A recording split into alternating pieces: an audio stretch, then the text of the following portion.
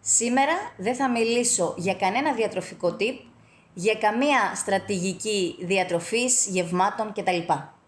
Ήμουν στην παραλία που λέτε προχθές και είδα κάτι το οποίο με στεναχώρησε. Παρατήρησα μία παρέα εφήβων, παλικαράκια ήταν, γύρω στα 15-16. Γελούσαν με μία κυρία που προφανώς ήταν λίγο υπέρβαρη, είχε την κυταρίτιδά της, τη σχολίαζαν, φαινόταν. Εγώ παρατήρησα την κυρία αυτή προσεκτικά, μιας και ήμουν έτσι στην παραλία και διάβαζα το βιβλίο μου κτλ. Όπου επέστρεψε στην ξαπλώστρα της, όπου εκεί ήταν το νεογέννητό της.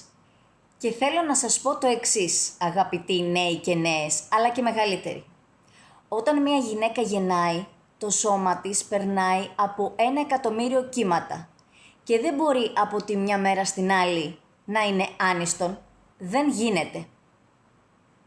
Το ορμονικό της προφίλ έχει ταραχτεί. Το σώμα της πρέπει να επουλώσει, να ξεκουραστεί. Θα έχει την κυταρίτιδά της, θα έχει τις καμπύλες της. Δεν είναι βέβαια νόμος αυτό, αλλά και τι έγινε. Και να σας πω πού θέλω να το καταλήξω.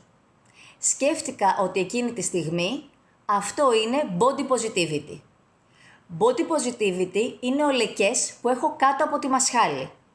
Body positivity είναι η κοπέλα η Παλιοσπύρου που έφαγε το βιτριόλι στο πρόσωπο και δεν μπορεί να επέμβει τώρα σε αυτό. Body positivity δεν είναι να είσαι 150 κιλά και να είσαι περήφανος γι' αυτό. Το plus size δεν είναι body positivity. Body positivity είναι κάτι το οποίο δεν μπορείς να αλλάξεις και να είσαι χαρούμενος γι' αυτό.